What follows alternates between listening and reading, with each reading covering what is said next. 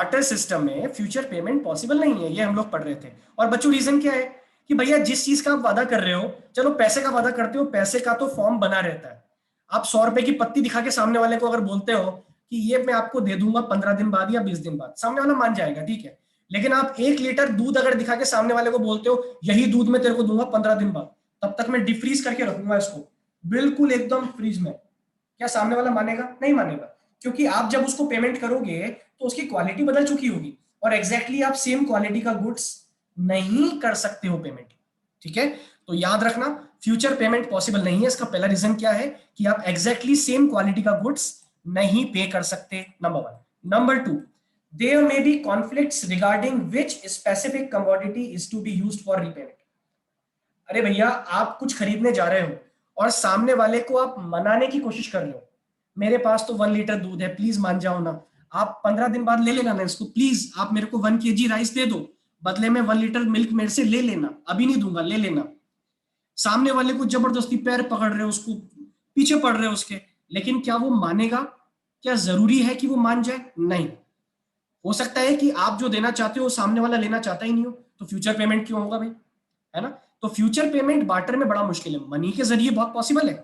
Money तो money होती है, मेरे पास भी पैसा है, तुम्हारे पास भी पैसा है, पैसे को सब जानते हैं। अगर मैं बोलूंगा 1000 रुपीज का पेमेंट कर दूंगा, तो सामने वाला हो सकता है मान जाए, 1000 रुपीज ले लूंगा भाई फ्यूचर में। लेकिन कोई कमोडिटी दिखा के बोलते हो, तो जरूरी है कि सामने वाला माने, या उसकी इच्छा हो वो लेने की? नहीं है भाई जरूरी। क्यों लूं मैं? नहीं है मेरी इच्छा, मना कर देगा आपको, ठीक है। तीसरा, the commodity to be repaid में लूज और gain its value at the time of repayment, ये मैंने बताया था आपको, है ना। अब मान लो कि 1 kg राइस के बदले में 1 लीटर मिल्क, ठीक है। अब 1 kg राइस आप दे करके, या फिर इसको मैं ऐसा नहीं बोलूंगा, हाँ चलो ये लेते हैं, 1 kg राइस दे करके आप 1 लीटर मिल्क लेके आ गए, लेके ही आ गए आप 1 लीटर मिल्क लेके आ गए। लेकिन ये जो 1 kg राइस है, इसका पेमेंट आपने तय किया कि भाई साहब हम आपको पेमेंट करेंगे 1 महीने बाद, मैं आपको 1 किलो चावल लाके दूंगा। अभी आप मेरे को 1 लीटर दूध दे दो, आपको 1 किलो चावल जो है वो मिल जाएंगे 1 महीने के बाद, ठीक है।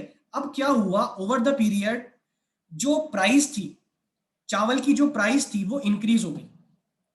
अब ये जो चावल देने वाला बंदा था ना, ये बड़ा चौकन्ना हो गया कि यार अब 1 किलो देना ठीक नहीं है, प्राइस बढ़ चुकी है, अब मैं दूंगा साहब आपको 800 ग्राम्स। अब सामने वाले के पास गया वो 800 ग्राम चावल लेके, अब वो लड़ जाएगा, भाई ये क्या बात है यार, तुम बड़े होशियार चंद बन रहे थे, जब तुम मिल्क लेकर के गए तब तुमने कहा था 1 kg, अब प्राइस बढ़ गई तो अब अपनी कीमत से मुकर रहे हो। तो याद रखना, कोई चीज महंगी या सस्ती हो जाए उसका भी फर्क पड़ सकता है। खैर तुम्हारे दिमाग में ये बात आ रही होगी कि सर सस्ती महंगी हो ही नहीं सकती क्योंकि उस टाइम तो मनी चलती नहीं थी, लेकिन बेटा एक वैल्यू तो होती ना हमारे दिमाग में, किसी चीज का प्रोडक्शन कम हुआ या ज्यादा हुआ, तो किसी चीज की अवेलेबिलिटी कम होगी तो हम समझ जाएंगे कि उसकी प्राइस बढ़ गई है ना। तो ये मान के चलो कि अगर प्राइस बढ़ जाती है तो फिर आप सामने वाले को कम दोगे क्या, या फिर प्राइस अगर कम हो जाती है तो सामने वाला आपसे ज्यादा पैसा मांग सकता है क्या? ये भी एक प्रॉब्लम थी यहाँ पे, है ना। तो 3 रीजन फटाफट सब लोग याद रखिए, 3 रीजन कौन से थे? एमसीक्यू आ सकता है ना, कि डेफर्ड पेमेंट पॉसिबल क्यों नहीं है, इसके रीजंस, तो आपको कोई रीजन लिख के दे देगा 4, ओके, और उसमें दे देगा ऑल ऑफ द अबाउ, या फिर वो 4 में से कोई 3 तो देगा गलत और एक सही देगा, कुछ भी पॉसिबल है, तो तीनों आपको एग्जैक्टली याद होनी चाहिए। डेफर्ड पेमेंट पॉसिबल क्यों नहीं है? नंबर 1, कि हो सकता है भाई बोरोवर जो है वो एग्जैक्टली सेम क्वालिटी का गुड्स नहीं दे पाएगा, ठीक है। नंबर 2, हो सकता है सामने वाला आपको उधार देना चाहता ही नहीं हो, आप कुछ ऐसी चीज ऑफर कर रहे हो जो वो चाहता ही नहीं है। और तीसरा, कि जो वैल्यू है, जिस चीज के लिए आप उधार ले रहे हो, वो जो वैल्यू है फ्यूचर पेमेंट के लिए, वो हो सकता है कि उसकी वैल्यू को गेन कर दे या लूज कर दे, ये भी पॉसिबल है, ठीक है। लेकिन ये सारी प्रॉब्लम दूर हो गई थी जब मनी एग्जिस्टेंस में आ गई थी। अब आते हैं हम लास्ट, और बच्चों ये लास्ट बड़ा ऑब्वियस सा है, बहुत कॉमन सेंस वाली चीज है। क्या है? Difficulty of storage of value. Storage of value, ये जो वर्ड है सब लोग याद कर लो, स्टोरेज ऑफ वैल्यू को सेविंग भी हम बोलते हैं, है ना। एंड ट्रांसफर ऑफ वैल्यू, ये दोनों मैं समझा रहा हूं। बेटा इमेजिन इमेजिन मैं बिजनेसमैन हूं, मैं बार्टर के जमाने में जी रहा हूं, और मैं वीट दे करके, वीट लेकर के लोगों को सामान बेचता हूं, मेरी शॉप है, मैं लोगों से वीट लेता हूं। अब तुम लोग मेरे को ये बताओ कि मेरा पैसा क्या है, मेरा पैसा वीट है, क्योंकि मैं वही तो लेता हूं लोगों से। मेरी सेविंग कब होगी? जब मैं वीट को इकट्ठा करूंगा, वही मेरी सेविंग है। पैसा तो है ही नहीं ना, वीट को आप इकट्ठा करते जाओ, ये मेरी सेविंग है। अब मेरे को बताओ कि आपने वीट को स्टोर कर लिया, क्या उसका लंबा स्टोरेज पॉसिबल है? क्या सेविंग पॉसिबल है? आंसर दो, यस और no. No sir. No sir. No नहीं है। सर।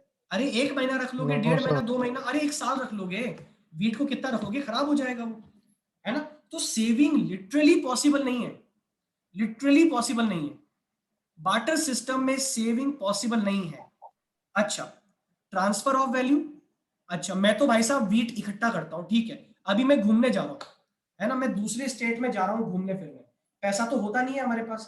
तो क्या मैं 2 बोरी वीट भर के लेके जाऊंगा?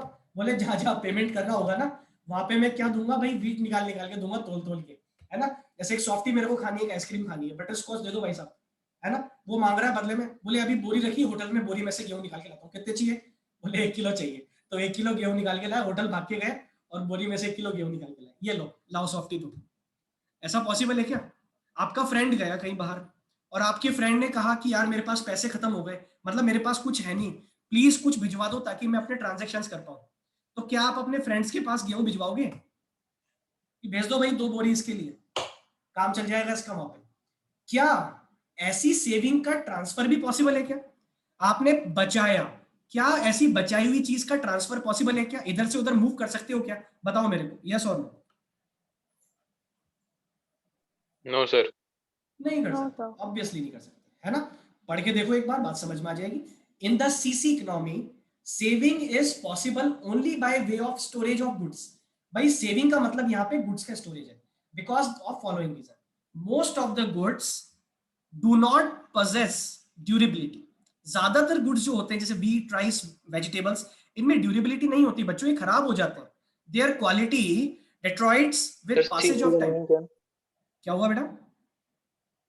सीसी का मीनिंग? सीसी मतलब कमोडिटी, कमोडिटी इकोनॉमी, स्टार्टिंग में बताया ना मैंने, जहां पे बार्टर सिस्टम चलता हो ऐसी इकोनॉमी। ठीक है, पॉइंट भी तो आया था स्टार्टिंग में ना। तो याद रखें ज्यादातर गुड्स खराब हो जाते हैं, इसलिए सेविंग पॉसिबल नहीं है। और दूसरा रीजन क्या है कि स्टोरेज में भैया टाइम भी लगता है, पैसा भी लगता है ना। टाइम भी लगता है और एफर्ट्स भी लगते हैं, पैसा तो क्या बोले, एफर्ट्स लगते हैं। अगर आप सेविंग करोगे गुड्स की तो उसमें टाइम भी लगेगा और एफर्ट्स भी लगेंगे। तो इन दोनों की वजह से ये पॉसिबल नहीं है। This is not possible because of these 2 reasons, saving is not possible. अब जरा ट्रांसफर की बात कर लेते हैं further. What happens if you are to transfer your saving from one place to another? अगर आप ये चाहते हो कि आप अपनी सेविंग को मूव करो, क्या ऐसा पॉसिबल है?